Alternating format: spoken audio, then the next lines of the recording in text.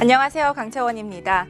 네, 실전 매매 기술을 배워보고 또 시장의 뜨거운 이슈까지 살펴보는 실전 매매 예병군의 주식 만사성 매주 금요일 밤 11시 오늘도 예병군 파트너와 함께합니다. 파트너님 안녕하세요. 예, 안녕하세요. 네, 안녕하세요. 예. 네, 파트너님은 보면은 이 시장이 좋을 때는 잘 지내시고 또 시장이 안 좋을 때는 좀 잘 못 지내시는 것 같은데 예. 이번 주는 잘 보내셨나요? 잘못 보셨습니다. 전 늘 잘 지내죠. 그렇죠. 사실 시장이 안 좋으면 안 좋은 대로 또 잘 지내고요. 네. 시장이 좋으면 좋은 대로 잘 지냅니다. 근데 조금 더 기분이 업돼 있느냐, 조금 다운돼 있느냐 네. 그 차이일 뿐인데 사실은 이번 주 시장은 사람의 기분을 굉장히 들쑥날쑥하게 만드는 그런 장이었습니다. 그렇습니다. 그래서 시청자분들께 잠시 뒤에 저희가 빠르게 시장 점검해드리고 출발하도록 하겠습니다. 네, 이번 주 이슈 이야기를 하기 전에 저희가 이번 주 시장 점검을 한번 하고 가야 될 것 같은데요. 예. 코스피가 8.23% 오른 2,378선에서 오늘 마감했습니다. 이 사실 주 초에는 왔다 갔다 하는 모습을 보이기도 했는데 목요일 그리고 오늘까지 외국인과 기관까지 매수세에 나서면서 상승 마감을 했어요. 예, 맞습니다. 자, 파트너님은 이번 주 시장 어떻게 보셨나요? 예, 바로 화면 보면서 좀 말씀을 드릴게요. 간단하게 말씀드리도록 하겠습니다. 자, 이번 주는 결과적으로 지난주에 저희가 출연을 해서 여러분들께 말씀드리기를 자, 선물랠리 좀 기대해봐도 좋지 않겠느냐. 그 근거적 요인에는 중간 배당이라는 것이 분명히 있고 그리고 기업들의 실적 이런 것들을 감안해 보셔야 된다. 이런 얘기를 드렸었는데요.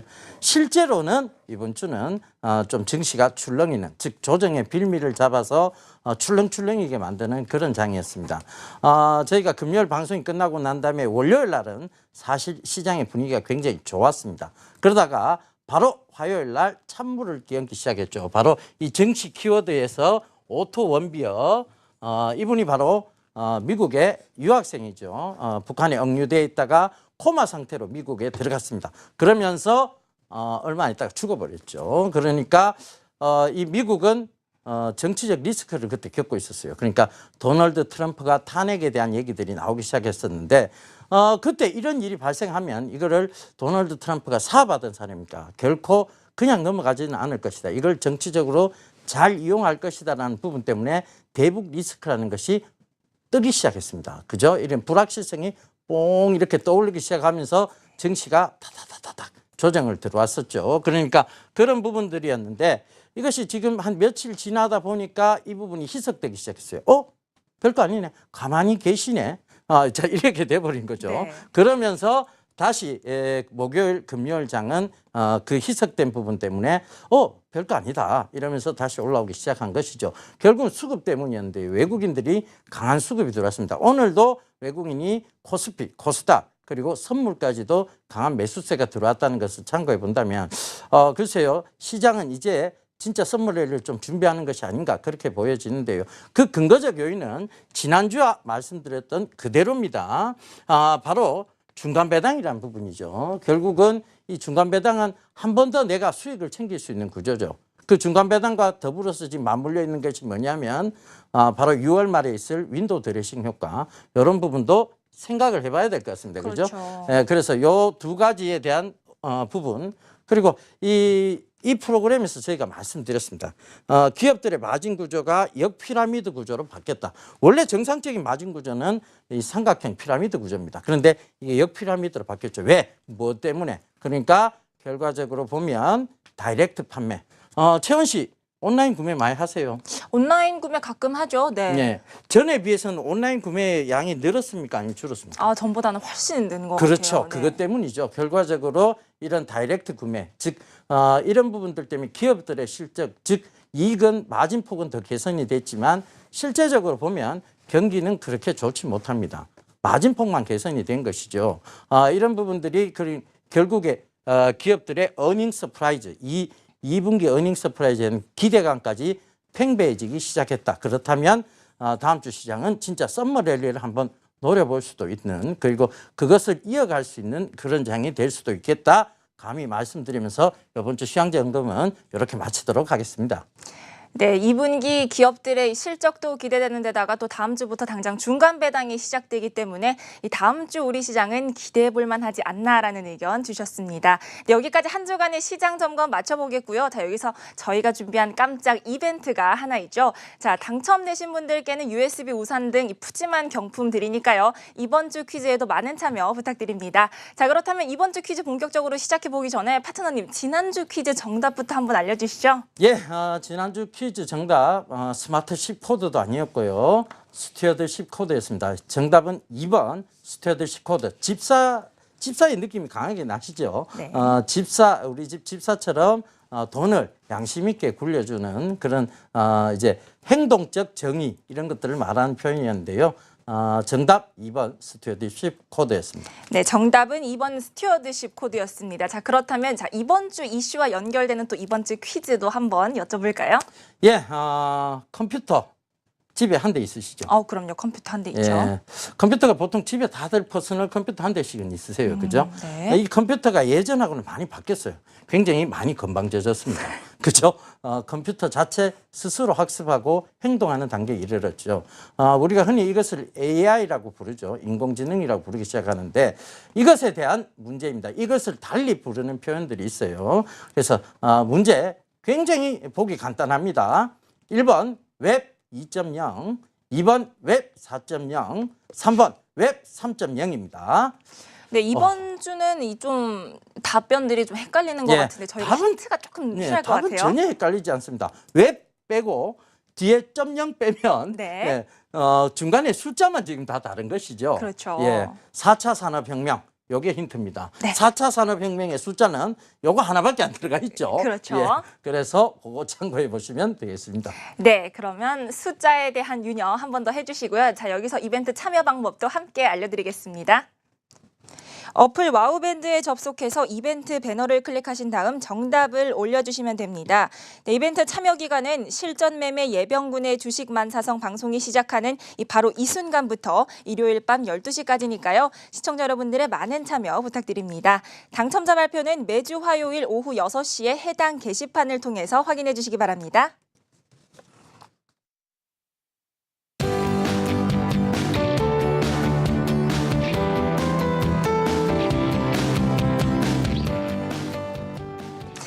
네, 예병군 파트너의 시장을 꿰뚫어보는 시간 이슈 인사이트 시간입니다. 자, 지난주는 저희가 이 중간 배당에 대해서 이야기를 해봤는데, 자, 제가 궁금한 것이 있어요. 자, 예. 콕콕콕 집어줘에서 이 예병군 파트너가 말씀해주신 SK이노베이션, 한원시스템 그리고 JVM이 이번 주 살짝 주춤한 모습을 보였던 것 같아요. 예, 사실 실제로는 금요일 방송이 나가고 난 다음에 월요일 날은 모습이 괜찮았습니다. 근데 이 시장 조정과 더불어서 같이 조금 출렁이는 모습을 보였는데요.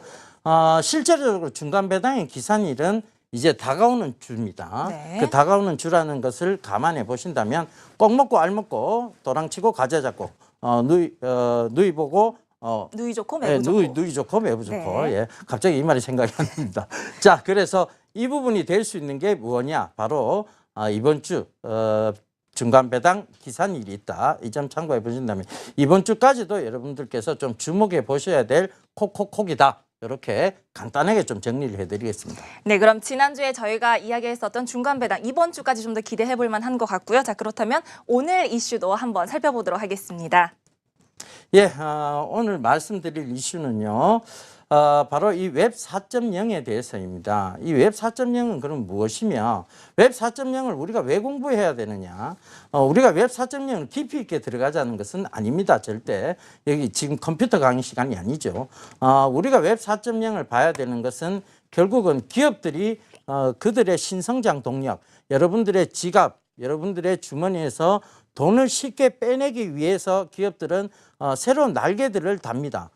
그래서 이런 새로운 기업들의 변화가 있는데 이 기업들의 변화의 중심에 있는 것이 바로 이 웹 4.0입니다. 그래서 이 부분을 깊이 있게 좀 짚어보고 기업들이 그쪽에 신성장 동력을 잡고 있다면 그와 관련된 종목군들이 즉 승천할 수 있다. 그리고 좋게 즉 시장의 흐름과는 또 다르게 계속 좋게 흘러갈 수 있다라는 그런 관점에서 여러분들이 주목해 보셔야 되는 이유가 되겠지요. 그래서 그 부분을 좀 살펴보자는 것입니다. 웹 4.0 좀 생소한 단어시죠? 네, 웹 4.0은 좀 생소한 것 같아요. 근데 아까도 말씀드렸다시피 이제 4차 산업혁명과 또 관련이 있다고 하니까 맞습니다. 자, 그럼 오늘은 웹 4.0에 대해서 한번 이야기를 해보는 것입니다. 예. 정부 3.0이라는 얘기는 들어보셨어요? 네, 그 얘기는 좀 들어본 것 같아요. 그렇죠. 버전 3. 네. 그죠? 그러면 이 웹 4.0은 버전 4라는 얘기입니다. 자, 화면 보면서 바로 설명드리도록 하겠습니다. 자, 웹 1.0에서 4.0까지 하는 주제가 딱 있고요. 자, 우리가 이제 흔히 이제 처음 개막했던 게 PC 시대였습니다. 이것이 1980년도에서 90년도였는데, 저희가 한참 대학교 다닐 무렵이었죠.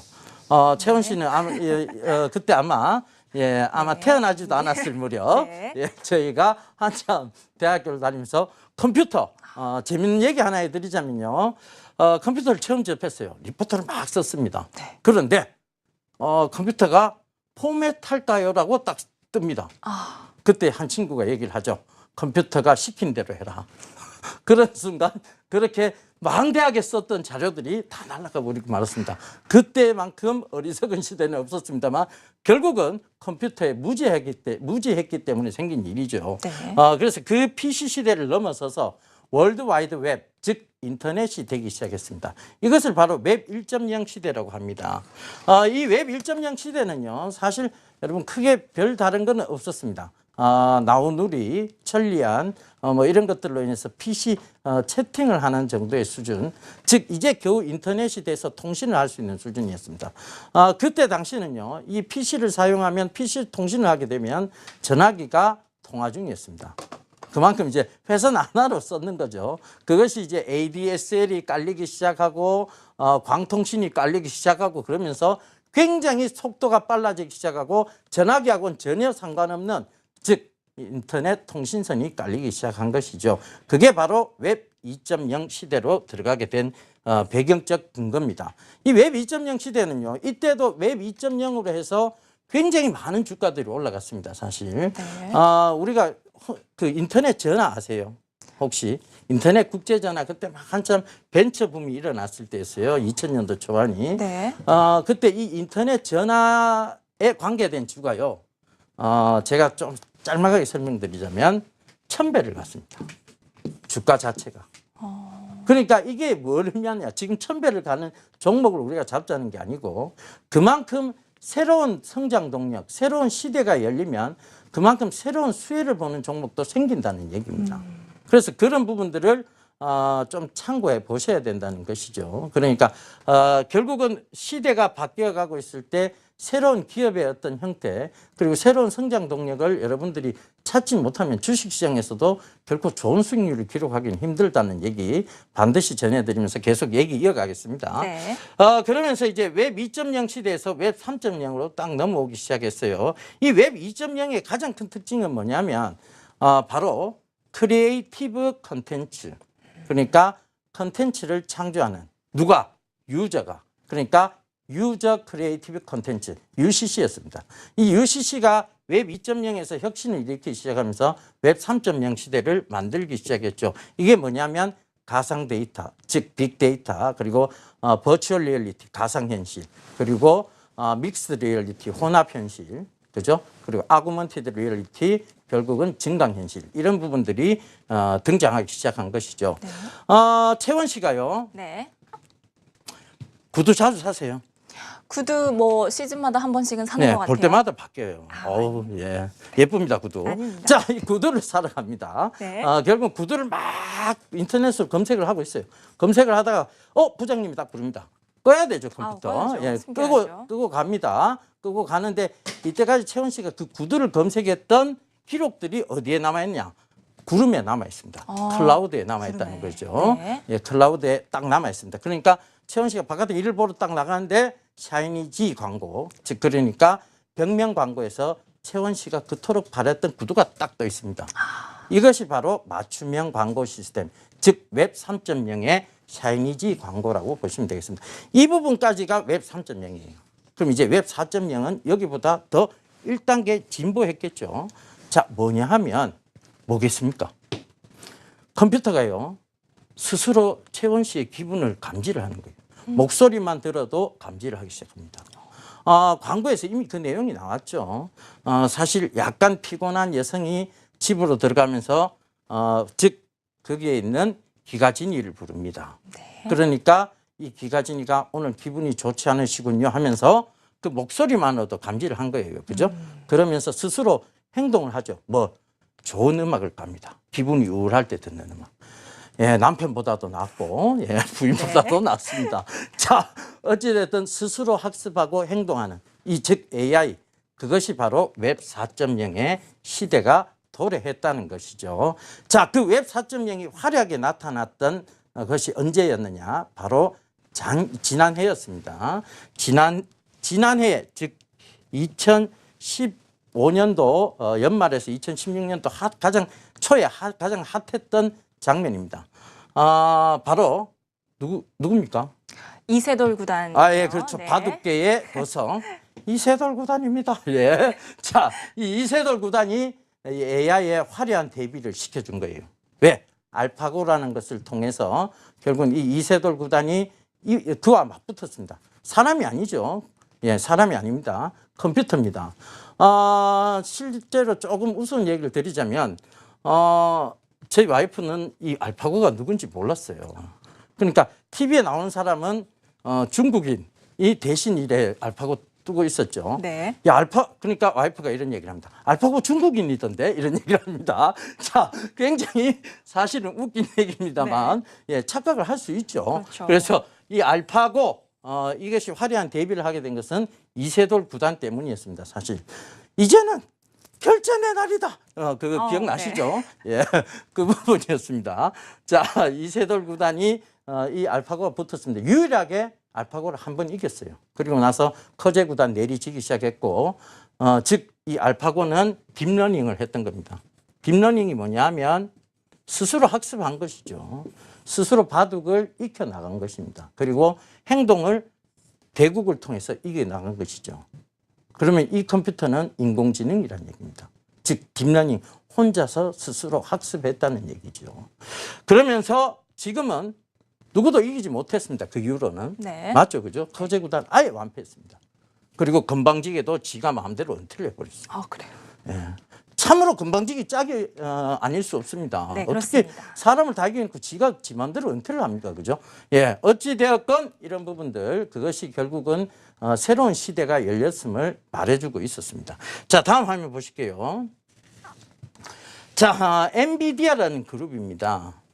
여러분 많이 들어보셨을 거예요. 사실은 그래픽 쪽에 굉장히 명성을 떨치고 있는 그룹입니다. 그래픽 카드의 대부분은 엔비디아 시리즈죠. 네. 그리고 고급 그래픽 카드 역시 마찬가지입니다. 이 엔비디아가요, 드디어 딥러닝을 분석하기 시작했습니다. 딥러닝 앞서 말씀드렸죠. 스스로 학습하고 스스로 행동한다. 즉 AI에 대한 부분입니다. 이 딥러닝이 왜 중요하냐면요. 이 AI가 처음에 작은 메모리부터 출발합니다. 근데 이게 계속 학습하면서요. 이제는 그 메모리만큼 필요하지 않아도 이미 지 학습, 즉 머릿속에 들어가 있다는 것이에요. 그러니까 많은 반도체의 수요를 하지 않아도 어느 일정 정도의 수요의 반도체만 있으면 스스로 딥러닝을 해서 그 이상의 효과를 발휘한다. 그러니까 굉장히 효율적이다. 이렇게 볼 수 있겠죠. 네. 자, 이 화면 보시면요. 이 엔비디아가 그래픽으로 이 사람들을 감지하고 차들을 감지합니다.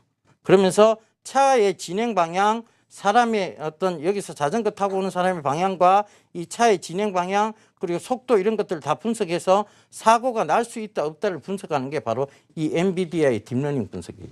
이건 어디서 많이 보셨을 거예요. 혹시 기억나신 영화 딱 있습니까? 다닥! 행동을 예측하는 영화. 그렇죠. 마이너리티 리포트가 또 기억이 나는데. 이야, 스마트 하십니다. 스마트 예, 채원. 결국은 네. 예, 스마트 채원씨네요. 자, 마이너리티 리포트에서 여러분들 많이 보셨을 겁니다. 살인을 미연에 방지하는 장면. 그리고 그들의 기분을 감지해서 이 사람의 행동이 다르게 나타날 수 있다. 즉 그것을 경찰에 바로 신고가 되면서 그의 살인을 막는 그런 장면들이 있었습니다. 실제로 이 엔비디아의 딥러닝 분석은요, 교통사고 확률을 굉장히 떨어뜨린다고 합니다.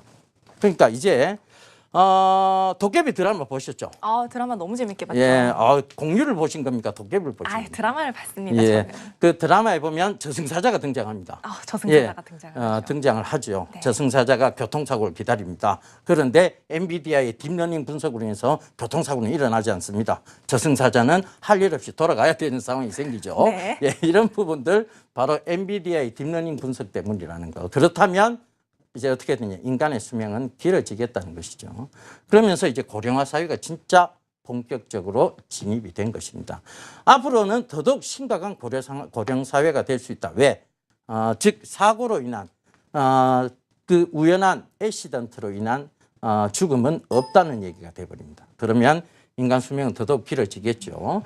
그런 부분들이 결국은 고령 사회를 또 한 걸음 더 깊이 있게 들어가게 만든다. 이렇게 보셔야 될 것 같습니다.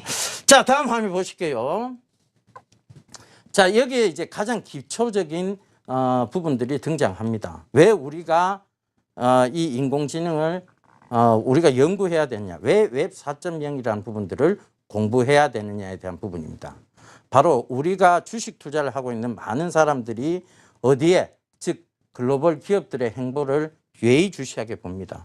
그들이 어느 쪽으로 움직이느냐에 따라 주가의 방향들, 즉 그들하고 관계된 종목군들의 주가의 방향은 천차만별, 즉 판이하게 달라지는 것이 바로 여기입니다. 굉장히 예민하게 반응하는 곳이죠.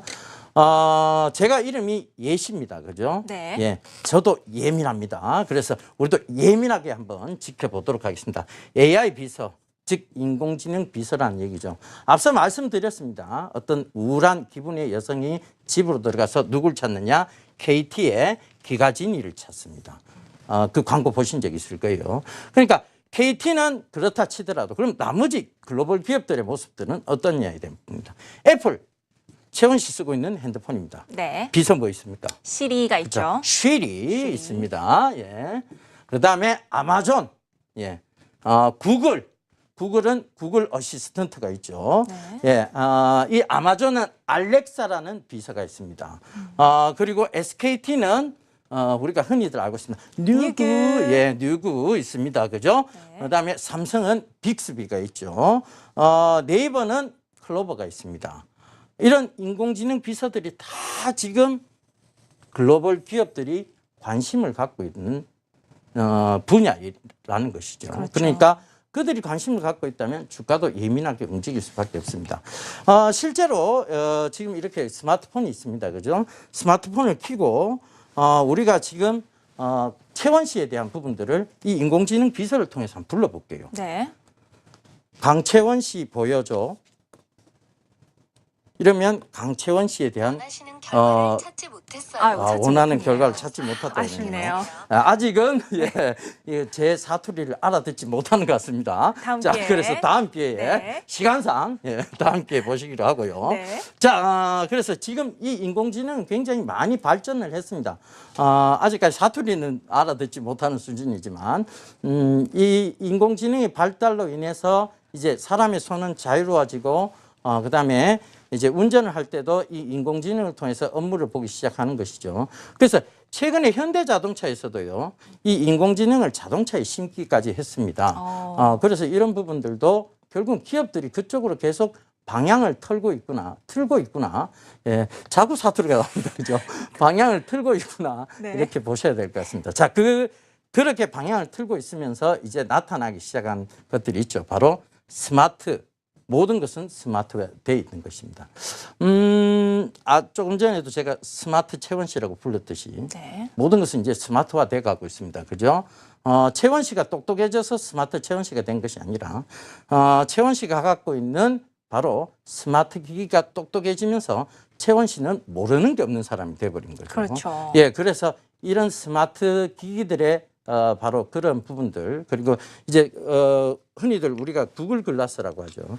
이 구글 글라스에서조차 믹스드 리얼리티, 그러니까 뭐냐면 혼합 현실, 홀로그램 이런 것들이 이제 나오기 시작한다는 것이죠.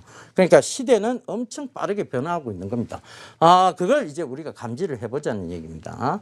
자, 스마트 홈 플랫폼입니다. 결과적으로는 지금 IoT라고 부르죠. 인터넷 오브 싱즈, 그죠? 네. 인터넷 오브 싱즈 이 부분입니다. 이 IoT가 실질적인 성장기에 들어간 것이죠. 이 IoT의 가장 궁극적인 목적은 뭐냐면요. 사람들이 편리하게 살도록 만들어주는 거예요. 그렇죠. 그러니까 나가서 내가 지금 외출 중이야. 불을 다 꺼줘. 그럼 불을 전면적으로 다 꺼버리죠. 그냥 사람이 굉장히 편리한 시스템, 그것을 만들어 놓은 게 IoT고요. 그걸 통해서 건강의 복지 증진. 그러니까 요새 혼자 사는 나홀로족들이 많이 생겼어요. TV도 뭐 나홀로 TV 프로그램도 많이 생겼고, 그죠? 그다음에 결혼, 그죠? 그리고 혼밥, 혼술, 전부 혼자 살려고 자꾸 부추깁니다, 그죠? 네. 결혼도 하지 말고 그럽니다, 그죠? 만혼. 이런 쪽의 얘기들이 많은데 특히 독거노인들도 굉장히 많이 생겼어요. 그죠? 황혼 이혼이 늘기 시작하면서 이런 부분들은 결국은 뭐냐면 이 집안에 있는 이 IoT 시스템이 아니면 이 독거노인의 건강상 안전상 문제들을 책임질 수 없다는 것이죠. 우리가 흔히 혼자 살다 보면 무슨 일을 당할지 모릅니다. 그렇죠. 그런데 그것이 이 IoT가 아니면 결코 알아낼 수 없는, 즉 이 시대는 결국은 이 건강에 대한 부분들 그리고 편리, 안전한 생활에 대한 부분들, 경제적 편의에 대한 부분들을 담보하고 들어가는 것이 바로 이 스마트홈 플랫폼입니다. 자, 다음 화면 보실게요. 스마트홈이 됐으니까요. 우리가 뭘 봐야 되냐면 이제 스마트 시티를 봐야 될 것 같아요. 왜? 이 스마트홈이 편리하긴 합니다. 그런데 말입니다. 편리함만 있으면 참 좋겠어요. 근데 이것이 인간 생활에 침해가 들어오기 시작하죠. 어떤 부분이냐. 그걸 좀 살펴봐야 될 것 같아요. 사회 경제적인 변화에 대한 부분인데 이 플랫폼 경제가 되면서 결국은 플랫폼을 갖고 있는 자와 갖고 있지 않는 자의 뭐가 되느냐. 승자 독식 구조가 심화된다는 것이죠. 그러니까 즉 플랫폼을 갖고 있는 자는 승자가 되는 것이고 플랫폼을 가지지 못한 자는 패자가 되는 것입니다. 그것은 어디로 연결되느냐? 바로 빈부의 격차로 연결이 되는 것이죠. 그러니까 빈익빈 부익부의 어떤 이러한 현상들은 계속 오히려 어떻게 보면 더 심화되어져 갈 수 있다. 뭘 통해서?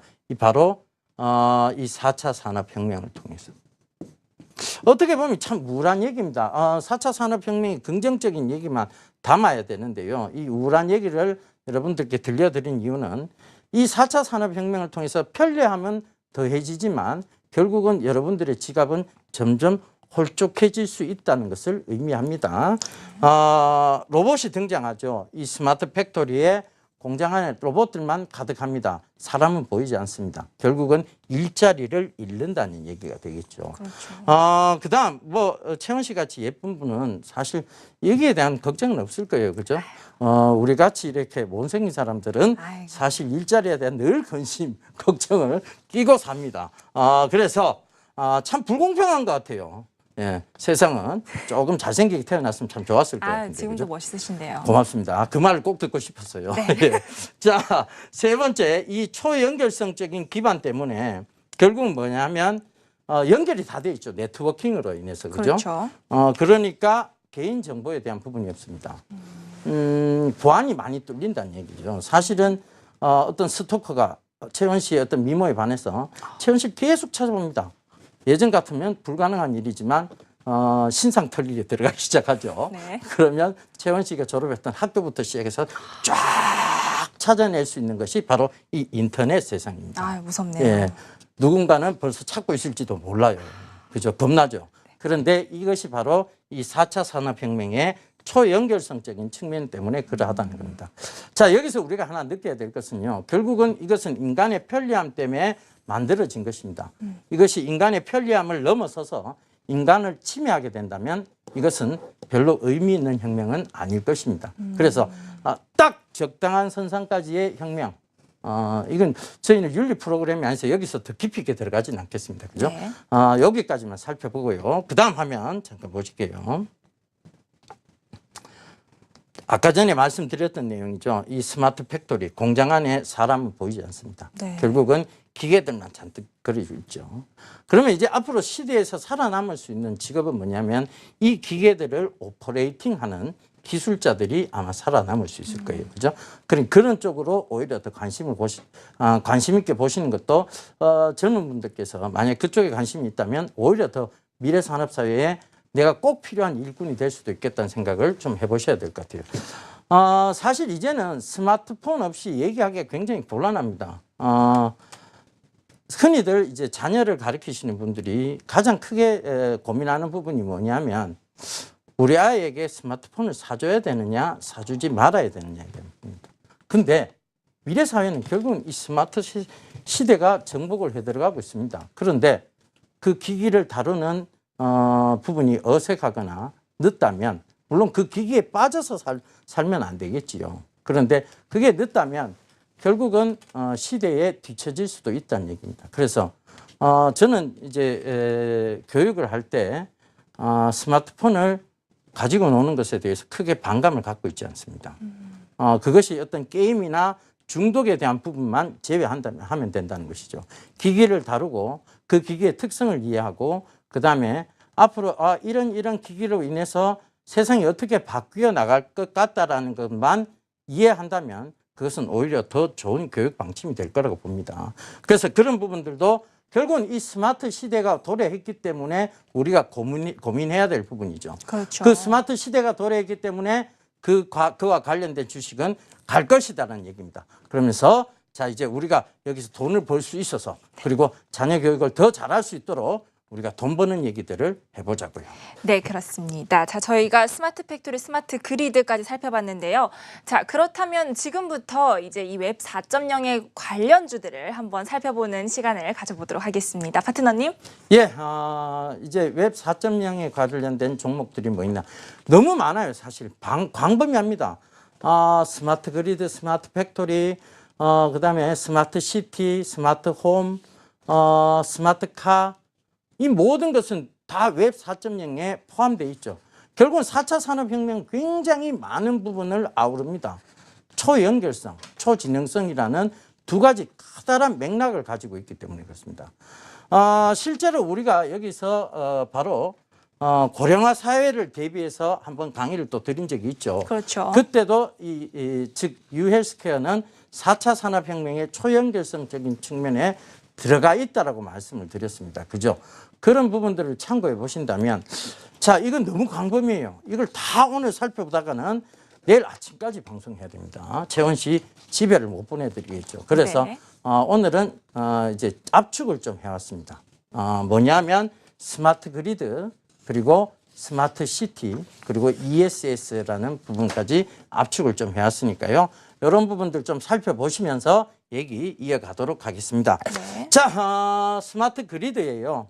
스마트 그리드는 뭐냐 하면 결국은 전력을 얼마만큼 효율적으로 분배해 주느냐에 대한 시스템입니다. 잠깐 앞으로 돌아가서 설명을 드리자면요.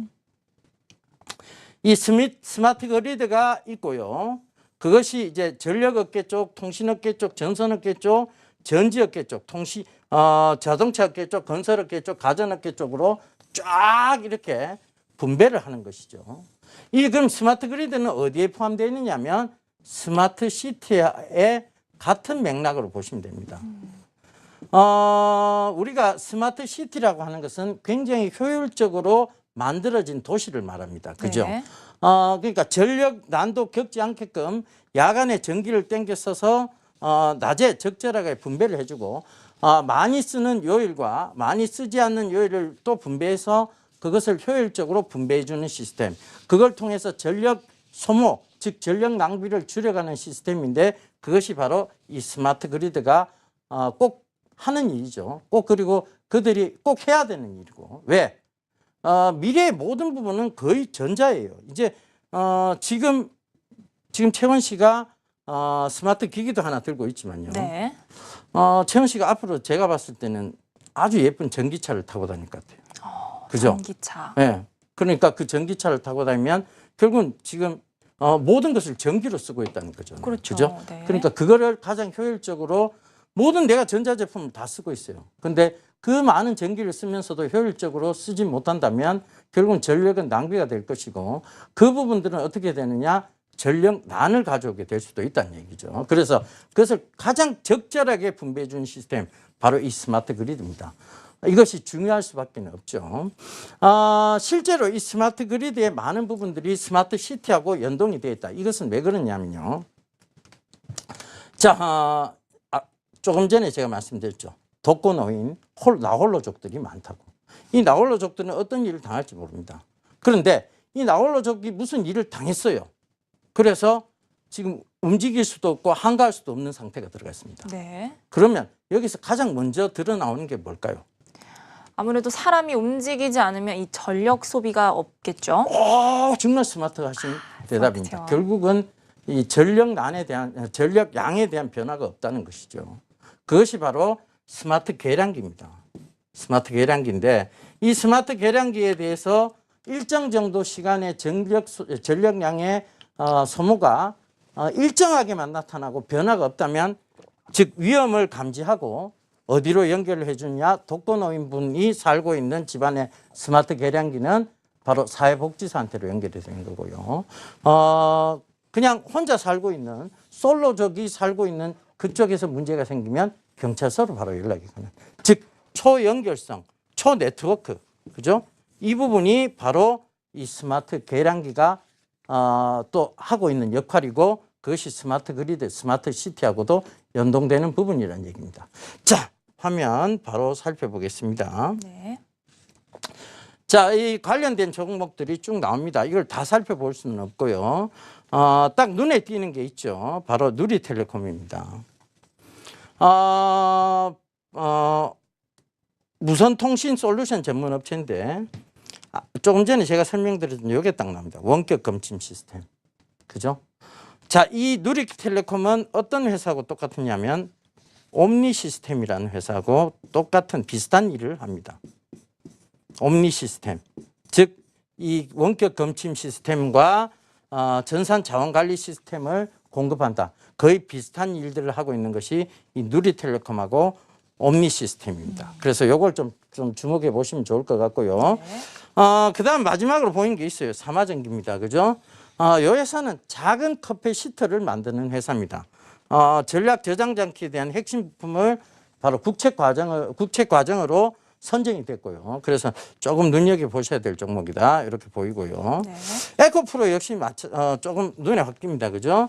2차 전지 양극화 물질. 이거는 제가 바로 지난 시간이었죠. 그렇죠. 전기차 시간 때도 짚어드렸던 내용이니까 잘 참고해 보십시오. 중복이 됐다는 얘기죠. 그러니까 중복된 회사 주가가 좋을 수밖에 없을 겁니다. 그죠? 그 점 참고하시고요. 자, 다음 스마트 그리드 관련주 중에 또 눈에 띄는 게 신일산업이 눈에 딱 띄죠. 네. 블랙아웃은 뭡니까? 정전이죠. 이 정전과 관련된 주식인데 최근에 이제 굉장히 가물어요. 그죠? 네. 예, 가뭄에 대한 기사들이 많이 나가고 있습니다. 우리가 어렸을 때 그 광고를 많이 봤는데 채원 씨는 아마 그 광고를 전혀 기억하지 못하실 거예요. 우리가 어렸을 때니까. 그죠? 신일 자동 펌프 이런 광고가 있었습니다. 그 광고가 뭐냐면 결국 가물 때 물을 저수지에서 끌어올리는 펌프 그것을 파는 회사가 이 신일산업입니다. 최근에 경영권 분쟁도 좀 연관이 되어 있고요. 주가의 모양은 굉장히 좋아질 것으로 보입니다. 자, 앞서 말씀드렸던 옴니 시스템 나오네요. 그죠? 네. 원격 검침 시스템, 전자식 전력량계, 자동 제어 시스템. 비슷한 일들을 하죠. 누리텔레콤하고. 그죠? 네. 예, 비슷한 일들 합니다. 자, 그래서 이것도 좀 별표를 쳐놓고요. 자, 다음 화면 보실게요. 자, 그 다음 살펴봐야 될 게 ESS 관련주입니다. 이 ESS는 뭐냐, 그러면, 대용량 그러니까 전자를 저장하는, 즉, 전기를 저장하는 장치를 ESS라고 합니다. 그러니까 우리가 전기의 소모가 많으면 결국은 전기를 얻는 곳에서는 저장이 돼 있어야 되겠죠. 그죠? 그 저장하는 시스템이 바로 ESS인데, 앨런 머스크가 꿈꾸는 ESS 공장, 이것도 전기차 시간에 한번 짚어드렸죠. 그래서 이 ESS 시장도 굉장히 사실은 중요합니다. 그 중에서 가장 눈에 띄게 보셔야 되니까 이미 포스코 ICT는 많이 올랐어요. 그렇죠. 추가적으로 더 오를 가능성도 있습니다만 이걸 주목해 보다간 자칫 잘못하면 꼭지가 될 수도 있겠죠. 네. 사실 어떤 기업의 즉 ESS 관련의 성장으로 보면 아직은 꼭지가 아니라는 생각도 듭니다만 그것보다는 두 번째 종목을 주목해 보셔야 될 것 같습니다. 상하 프론테크죠. 삼성 SDI 2차 전지를 이미 납품하고 있고요. ESS 부품을 국산화하는 데 성공을 해버렸습니다. 그래서 이런 부분들을 보면 PR은 12배로 조금 높으나 PBR이 1.12배밖에 되지 않습니다. 그죠? 그러니까 이런 부분을 보시더라도 상하 프론테크의 투자 포인트는 충분히 되겠죠. 그래서 이것도 별표를 한번 쳐드릴게요. 네. 이건 별표 2개. 두 개. 네, 2개 한번 쳐드리겠습니다. 자, 다음 또 ESS 관련주입니다. 여기서는 세방전지 요거 하나만 조금 보시면 될 것 같아요. 차량용 툭전지인데 요 세방전지가 살짝 지금 PBR이 워낙 낮다 보니까 살짝 움직임들이 보입니다. 그죠? 그래서 요거 좀 주목해 보시면 될 것 같고 요건 별표 하나로 그치겠습니다. 네. 자, 스마트 시티 관련주입니다. 여기서 좀 특이한 종목이 하나 보이는데 아이지스 시스템입니다. 이게 뭐 하는 회사냐면 예전 이름이 경봉이었습니다. 경봉은 지능형 교통 시스템, 그 버스 카드 아시죠? 이 버스 카드 이런 것들을 해외에 수출하는 회사입니다. 버스 카드 시스템. 우리가 예전에는 버스를 동전 넣고 그다음에 학생 그 토큰 넣고 그다음에 학생 회수권 넣고 이렇게 탔잖아요. 그죠? 이제는 지갑만 갖다 대면 되는 이 그쵸. 지능형 교통 시스템. 이것이 바로 이 경봉이 하는 일이고 경봉은 신호 체계도 조절해가는 이 지능형 교통 시스템을 구축하는 회사입니다. 그래서 이 회사는 사실은 굉장히 좋은데요. 어떤 미래 성장성으로 보면 주가는 계속 좋지 못해요. 그러니까 이게 뭐냐면 실질적인 수혜를 본다기보다는 기대감만 부풀었다는 얘기죠. 그래서 이 부분은 참고를 해보셔야 되겠습니다. 자, 다음 스마트 시티 관련주. 예, 일단은 KLnet 요거 하나만 짚고 나머지는 넘기겠습니다. 네. 이 회사가 지금 가장 지금 최근의 주가 흐름을 보면 앞으로의 성장성이 돋보이는 회사입니다. 그 점 참고해 주시고요. 자, 스마트 팩토리 관련주 뭐 지금 포스코 ICT도 있고 SM4. 포스코 ICT는 지금 두 번 중복이 됐습니다. 참고해 보시면 좋겠고요. 자, 요거는 SM4를 더 강조해서 좀 보시면 좋을 것 같습니다. 국내 유일 창고 물류 자동화 공급력을 보유하고 있다. 즉 성장성이 높다는 얘기입니다. 스마트 팩토리 솔루션 MMS를 이미 개발했습니다. 그죠? 그 점 네. 참고해 보셨으면 좋겠습니다. 자, 네, 여기까지네요. 네, 여기까지 저희가 스마트 그리드, 스마트 시티 그리고 스마트 팩토리 ESS 관련주들까지 살펴봤는데요. 자, 저희는 예비연군의 이슈 토픽으로 곧 돌아오도록 하겠습니다.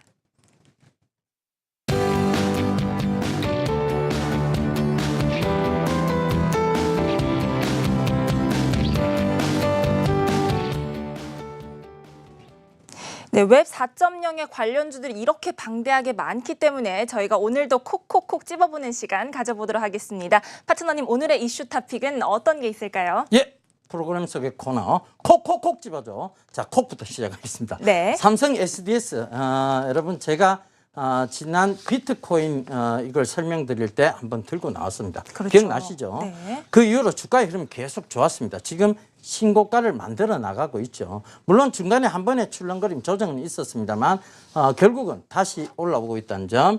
그러니까 이 삼성 SDS는 이미 많은 부분에서 앞서 나가고 있습니다. 블록체인, 스마트 팩토리. 그때도 블록체인 때도 스마트 팩토리 이미 한번 설명드렸죠. 그래서 이 회사는 계속 지속적으로 관심 있게 보셔야 된다. 실적 성장세에도 불구하고 아직은 저평가에 놓여져 있다. 가장 큰 매력이죠. 그래서 이걸 콕콕콕의 콕으로 짚어왔고요. 그 다음에 콕콕 두 번째 로봇 기업 하나 편입 안 할 수 없죠. 로봇 기업 주목해 보셔야 됩니다. 유진 로봇이라는 회사인데요. 기업의 성장성이나 이윤을 고려해 봤을 때 절대적으로 재평가 구간에 놓여 있습니다. 채원 씨, 네. 아이클레버 혹시 아세요? 청소하는 기계인 것 같은데. 그렇죠. 청소 로봇입니다. 네. 사람이 집을 비웠을 때 혼자 돌아다니면서 청소를 하죠. 바로 그 회사입니다. 유진 로봇 꼭 좀 기억하셨으면 좋겠고요. 네. 세 번째 옴니 시스템. 제가 말씀드렸죠. 결국은 지금 굉장히 날씨가 더워요.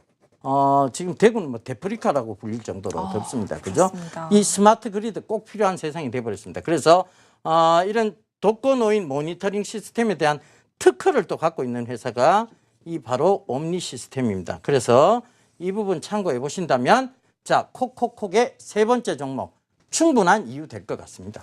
네, 이렇게 웹 4.0 이슈와 또 세 가지 이 이슈 탑픽까지 살펴봤는데요. 자, 불금으로 오늘 방송 놓치신 분들을 위해서 파트너님 짤막한 복습 한번 부탁드립니다. 예, 결국은 기업들이 이제 가야 될 방향, 즉 기업들이 신성장 동력으로 잡고 있는 방향, 그것은 뚜렷하게 이미 보이기 시작했습니다. 바로 4차 산업혁명이죠. 이것은 새로운 기업들의 블루오션이 될 것이고 기업들은 이 부분을 통해서 새로운 성장 동력이라는 날개를 달 겁니다. 그런데 거기서 우리가 웹 4.0은 꼭 이제 새로운 시대를 뜻하는 것이고요. 웹의 버전 4라고 보시면 되겠습니다. 그와 관련된 종목군들은 많이 있습니다. 그와 관련된 섹터도 많이 있습니다. 스마트 시티, 스마트 홈, 스마트 팩토리, 많은 관련된 영역들이 있죠. 그중에서 오늘 우리가 살펴봤던 것은 ESS, 스마트 홈, 스마트 그리드, 스마트 팩토리, 스마트 시티에 대한 내용들이었습니다. 결과적으로는 앞으로 펼쳐질 수밖에 없는 미래 시장.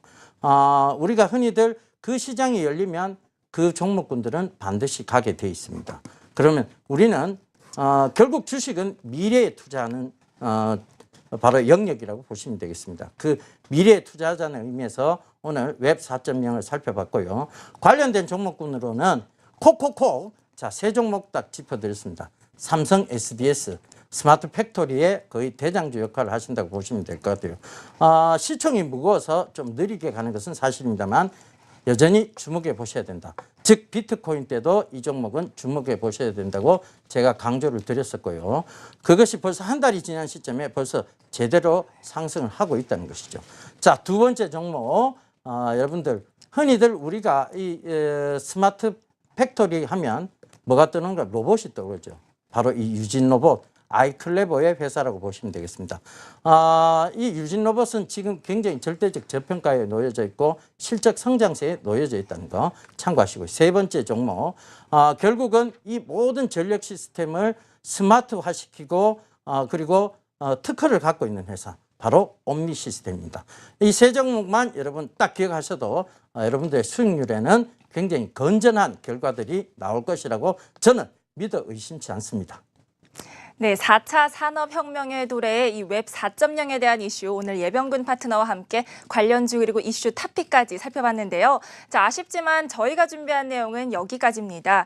저희 방송의 모든 정보는 투자 판단의 조언일 뿐 판단은 본인 스스로 신중하게 하셔야 한다는 점 다시 한번 잊지 말아주시기 바랍니다. 네, 그럼 오늘도 시청해주신 여러분 대단히 고맙습니다.